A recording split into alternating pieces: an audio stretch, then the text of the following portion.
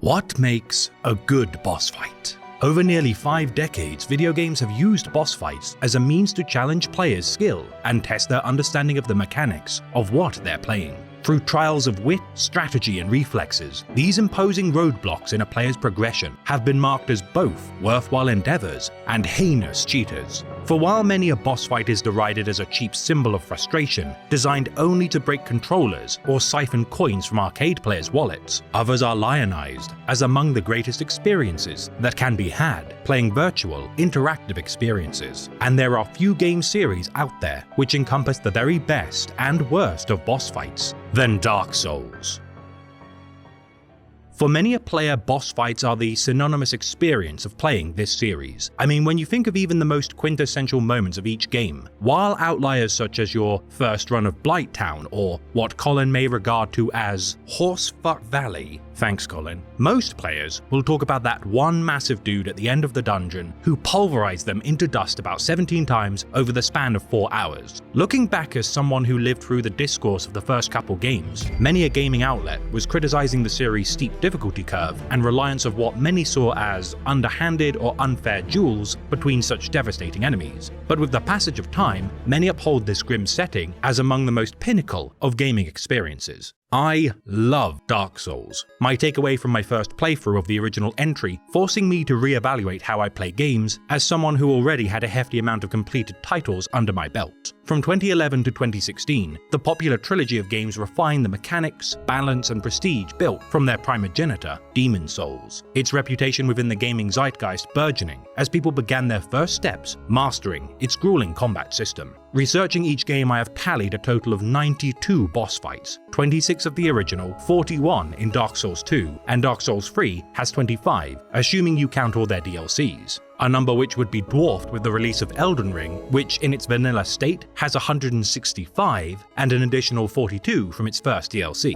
Adding Demon Souls, Sekiro, Shadows Die Twice, and Bloodborne into the equation, you're left with 417 boss fights throughout the entire works of From Software. And I reckon every one of you guys who've played the lot will single out a select few which you regard as the best of the bunch. And while many leave a lasting impression for all the right reasons, such as the Asylum Demon, dropping in to plunge new players into the deep end, or the disgusting majesty that is the Gaping Dragon, most wouldn't consider such fights to be their favourites no matter how memorable they are. Plus there are some, duds. Introducing Frail Congregation of Zombie Peasants, Big Centipede, Big Butterfly, Big Rat, and who could forget the Bed of Chaos, also known as the worst boss fight in Dark Souls history. Each failure is marked by uninspired designs, tedious durability, or misery-inducing gimmicks. The Bed of Chaos, ladies and gentlemen.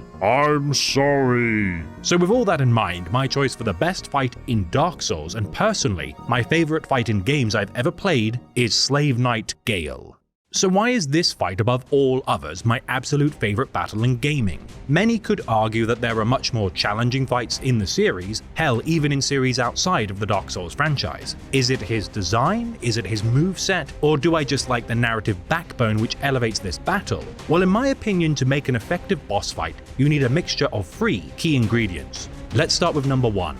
Difficulty. If difficulty alone was what made a good boss fight, many would argue that fights such as, for example, Dark Eater Medea or Ornstein and Smough are the best in the series, but this simply isn't the case. Anyone who enjoys hacking away at a massive dragon with what feels like a glorified toothpick needs to see a therapist. And although Ornstein and Smough is very difficult, especially for new players, the combination of 2 challenging enemies spit roasting the chosen undead isn't my idea of fun. For my money, fighting a pushover like Pinwheel on occasion can be a nice ego boost for a player's self-esteem. It nonetheless regardless diminishes the concept of a boss fight over time. Sometimes when you play a game and start leveling up your character, equipping gear or mastering its combat system, the challenge of its enemies can fall off a cliff to the point of mundanity. I'm sure most of us have played games where you reach a specific point and the wheels start to fall off. A good example being something like Fallout 3, wherein after you get a suit of power armor and reliable weapons, unique enemy variants become more of a nuisance than an obstacle to be overcome. Dark Souls inherently makes it pretty difficult to power creep too high above your enemies, although veteran players will find ways to break the mechanics through experimentation. Technically speaking, Dark Souls allows players to endlessly grind enemies to the point of making future level ups infinite, yet the way scaling works has diminishing returns after leveling skills to certain thresholds. The beauty of a great boss fight is for it to feel earned. Difficult enough to pose a challenge without morphing into a barrier with such unforgiving requirements that fighting them becomes a chore rather than a joy. From this tightrope, truly exceptional boss fights are cemented as among the best, and in my opinion, Gael fits this requirement to a T. First of all, he's a DLC boss, which precludes players who haven't completed enough of the core content, plus he's the finale to the entire free game series. Gael is the absolute last boss fight for the narrative, and so it's expected for most players that to be truly ready, you really should have played the previous entries of the series. And on that note, let's talk about the second attribute for a great boss fight: stakes. Fighting a boss fight with no reason to do so eliminates the tension which hangs in the balance should you fail. Realistically, much like how in a movie we expect the protagonist to win, video games create the illusion that failure will be punished, even though we all know we can just respawn or reload a save point. The illusion of stakes has to be commensurate with the cost of failure. In Dark Souls, this often is enforced with the loss of souls to progress your character and debuffs incurred by being in a hollow state. That being said, the primary reason video games are unique is that unlike any other media format, you can fail to experience it. It reminds me a lot of a comedy bit by Dara O'Brien. Video games do a thing that no other industry does. You cannot be bad at watching a movie. You cannot be bad at listening to an album. But you can be bad at playing a video game, and the video game will punish you and deny you access to the rest of the video game. No other art form does this. You've never been reading a book and 3 chapters in, the book has gone, what are the major themes of the book so far? You've gone, well, I don't know what. For fuck's sakes! At this point in the game, the punishment for failing to defeat Gael is actually very lenient. All you have to do is run back to the fight from the bonfire checkpoint and try your luck again. But at this point in the game, players understand that this is the absolute terminus point of the experience. Any souls you earn will only be applicable to a New Game Plus run. As Colin mentioned in a chat we had over on Law Crimes a while back, where we ranked every fight in the series, I think he's the best way to end Dark Souls 3 and the series as a whole, because it's 2 nobodies fighting for nothing at the end of the world. If any words could be used to describe Dark Souls in theme, it would be terms like hopeless, gloomy, morbid. Hell, the fact we have characters with names like the Crestfallen Warrior or Cromwell the Pardoner belies the series' dreary nature. Yet thematically, the idea of the 2 most powerful beings left in the series fighting over a scrap of a chance to start over on a desolate battlefield of dusty corpses and empty thrones is perfect. So with that said, how the hell do you make a boss fight with a powerful enemy impactful with such, well, seemingly low stakes? The answer? Spectacle. Slave Knight Gael pulls out all the stops for a series known for its boss fights, bounding into the fray like a wild animal, as soaring music replete with orchestral musicians, sonorous bells and haunting choirs drowns out the din of battle. As the fight progresses, Gael stumbles, blood trickling from his hunched form as the dark soul, the root of all the series' misery, overwhelms him. His form straightens, the wound in his chest bare, as unnatural flames wreathe his broken blade. And then, as the music soars, the real fight begins.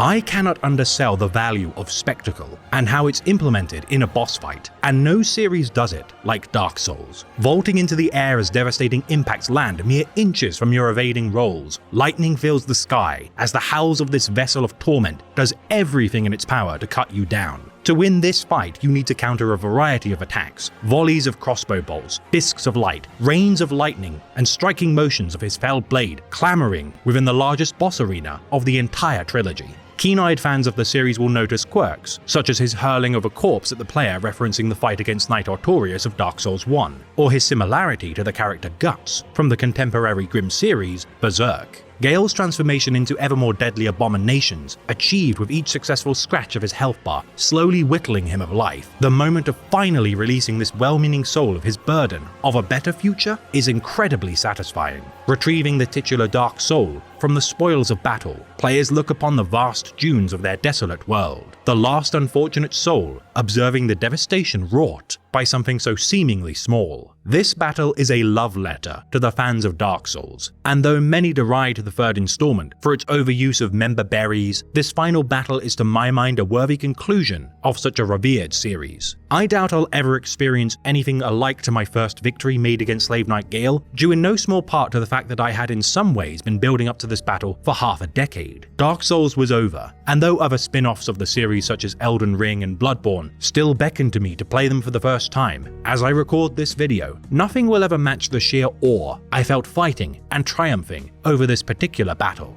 Therefore, in conclusion, Slave Knight Gael is in my view the greatest boss fight in gaming history. Though part of the fun about such grandiose statements is discussing other people's perspectives on the boss which they hold in their heart as the best of them all. So please do let me know who you consider to be the best of the bosses in the comment section below. And if you'd like to hear me discuss more Dark Souls or video game concepts and opinion pieces in the future, please let me know. Until then, this has been Remembrancer Secundus, and until next time, please bear witness to our resolve. Fire for Ariandel, and the ash to kindle the flame.